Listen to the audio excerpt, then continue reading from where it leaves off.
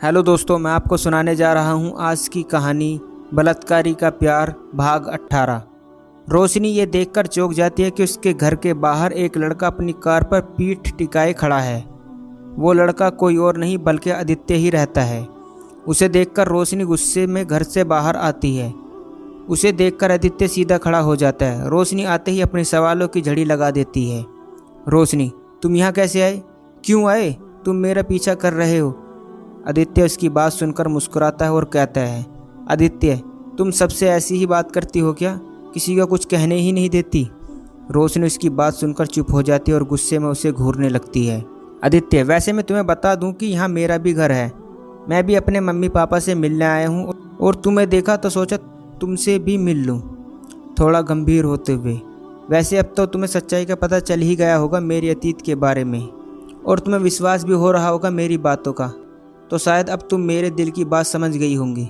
रोशनी थोड़ा सहज होते हुए, आदित्य के साथ जो हुआ वह सुनकर मुझे बहुत दुख हुआ और तुम्हारे साथ हमदर्दी भी है, पर मैं तुमसे कभी प्यार नहीं कर सकती। मेरी ज़िंदगी के 7 साल गुमनामी में बर्बाद हो गए। आगे ज़िंदगी में कुछ अच्छा हुआ तो माफ़ ज़रूर कर दूंगी तुम्हें, पर प्यार नहीं। उसकी बात सुनकर आदित्य उदास हो जाता है। वो वापस जाने लगता है कि पता नहीं आदित्य क्या सोचकर उससे पूछ बैठता है। आदित्य, सुनो, बस एक आखिरी बात, तुम मुझे एक बात बता सकती हो? रोशनी, पूछो। आदित्य, गुनाहगार तो हूँ मैं तुम्हारा, और तुम्हारा हक है कि तुम मुझे माफ़ न करके मुझे सज़ा भी दे सकती हो, पर मैं क्या इन 7 सालों में या कभी भी तुम्हें कोई पसंद नहीं आया? क्या तुमने किसी को नहीं चाहा? रोशनी शर्माकर आदित्य की तरफ पीठ किए हुए, हाँ, पसंद किया है, चाहा है उन्हें। आदित्य थोड़ा संकोच करते हुए, क्या मैं जान सकता हूँ कि कौन है वो? हाँ। रोशनी, मेरे बॉस, मुंबई के राजपूत इंडस्ट्रीज के मालिक। आदित्य चौंक कर, क्या? रोशनी, हाँ, मैं उन्हें बहुत पसंद करती हूँ। आदित्य को याद आता है कि वो तो रोशनी से बॉस के तौर पर कभी रूबरू हुआ ही नहीं, पर रोशनी उसे क्यों चाहती है, ये जानने के लिए उसने रोशनी से पूछा, आदित्य, उसे पसंद करने का कारण बता सकती हो? रोशनी, उन्हें पसंद न करने का कारण ही क्या है? इतने कोमल दिल के मालिक हैं वो। कभी उन्होंने छोटे बड़े या ऊंच नीच का भेदभाव नहीं किया। हमेशा सबकी मदद करने को तैयार रहते हैं। हमेशा अपने ऑफिस के लोगों को अपना परिवार माना है, और इतना कुछ और इनके बारे में बताने के लिए शायद ये ज़िंदगी भी कम पड़ जाएगी। भला ऐसे इंसान को कोई क्यों नहीं चाहेगा? आदित्य रोशनी से अपनी इतनी तारीफ सुनकर आसमान में उड़ रहा था, पर उसके सामने ऐसे बिहेव कर रहा था कि वो रोशनी के इनकार से बहुत दुखी है। आदित्य, उसका नाम क्या है? रोशनी, मुझे नहीं पता। आदित्य, क्या नहीं पता? क्या तुम उससे अभी तक मिली नहीं हो? रोशनी, नहीं, कभी नहीं मिली, पर इतना सुंदर दिल रखने वाला अपने आप में ही सुंदर होगा ना। आदित्य रोशनी को चिढ़ाते हुए, क्या पता तुम जिसे सुंदर समझ रही हो वह असल में बंदर जैसा दिखता हो। रोशनी चिढ़कर, मैं उनके रंग रूप से नहीं बल्कि उनके मन से प्यार करती हूँ। आदित्य, तो जाकर कहने क्यों नहीं देती उसे?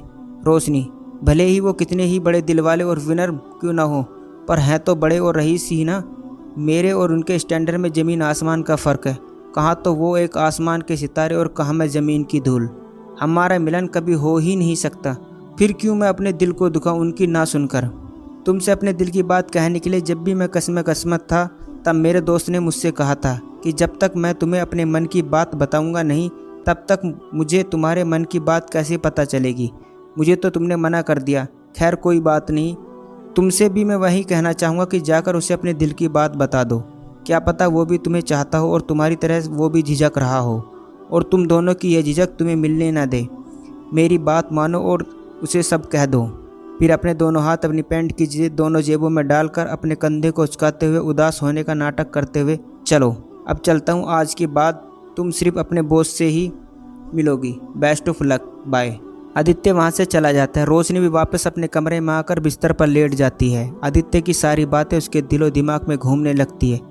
सच ही तो कह रहा था वो, जब तक मैं उन्हें बताऊंगा नहीं तब तक मुझे कैसे पता चलेगा कि उनके दिल में क्या है। इसी बीच में कब उसे नींद आ जाती है उसे पता ही नहीं चलता। वहाँ आदित्य का खुशी का कोई ठिकाना नहीं रहता। क्या करे क्या ना करे, उसे इन्हीं सब में उलझा रहता है। उसके पैर ज़मीन पर नहीं पड़ते। आखिर रोशनी उसे ही तो चाहती थी। इतनी बड़ी खुशी पाकर तो उसका मन झूमने लगा था। झूमते नाचते वह अपने कमरे में आकर बिस्तर पर लेट गया और रोशनी के बारे में सोचने लगा। सोचते सोचते उसे भी नींद आ गई। आखिर क्या होगा आगे जानने के लिए पढ़िए अगला भाग। दोस्तों, ये था बलात्कारी का प्यार भाग 18। दोस्तों, आगे की कहानी जानने के लिए हमारे चैनल को सब्सक्राइब करना ना